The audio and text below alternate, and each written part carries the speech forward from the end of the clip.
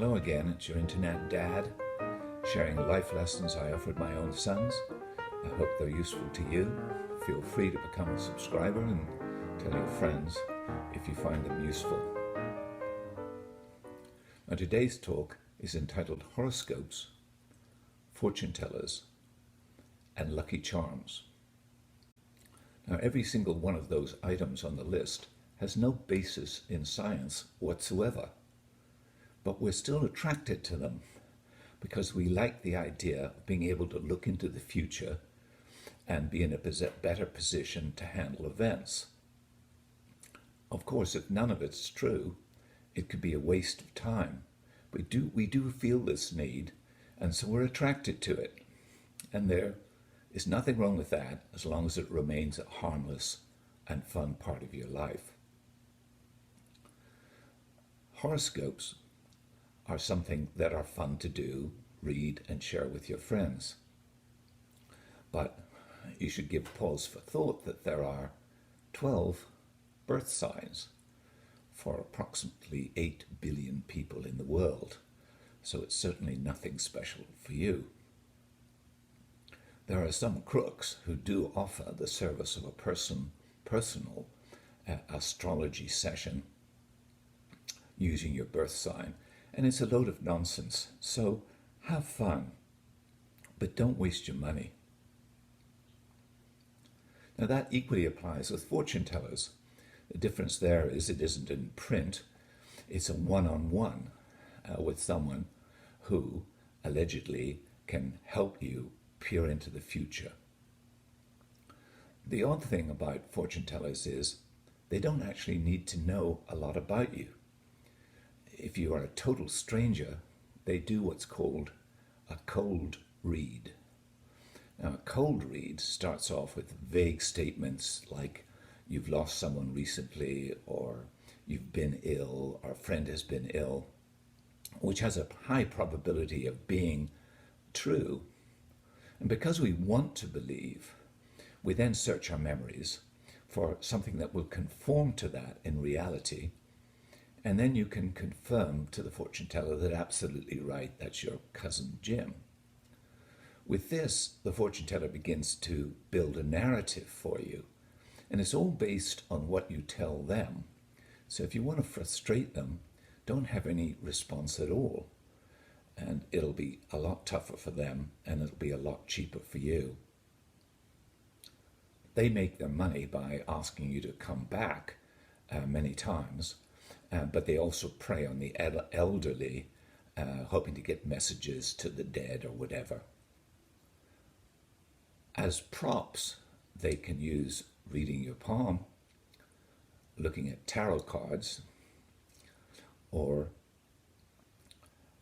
in China they use joss sticks, which are sticks in a small container that are thrown out on the table.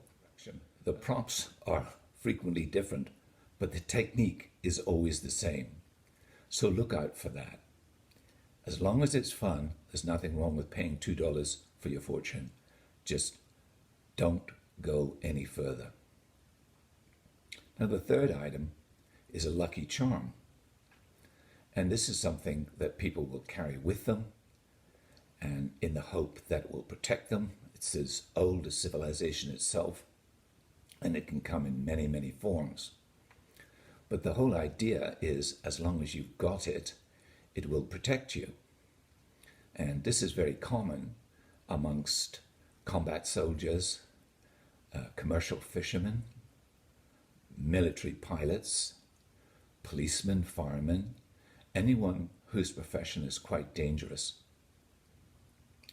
It doesn't even have to be a thing. It could be the way you put on your equipment, the side of the bed you got out at, certain lucky or unlucky numbers.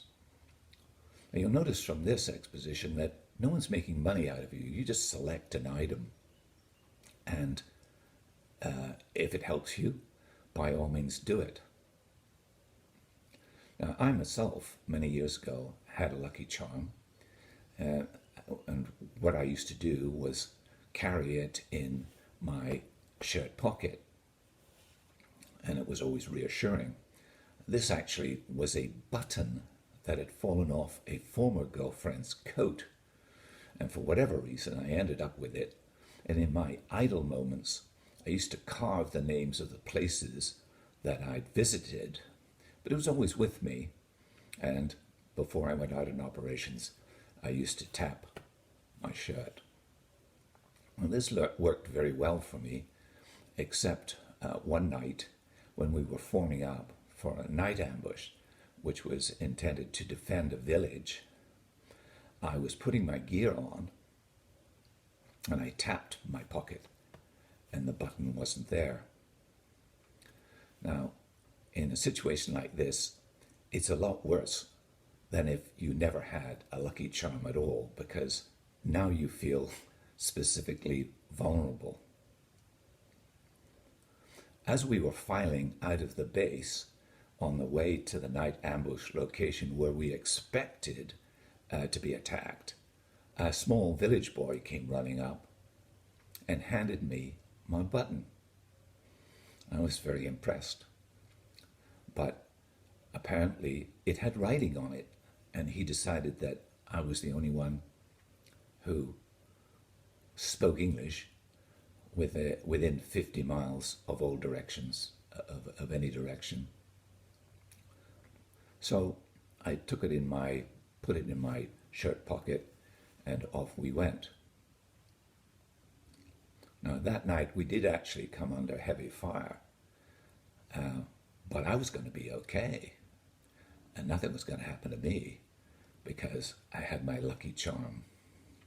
So if it works for you, by all means do it. Horoscopes and fortune tellers are nonsense, but your good luck charm might work for you. But I have one very serious piece of advice on that matter. Where a lucky item is concerned, if you're going to use it, don't lose it. So good luck to you, and till next time.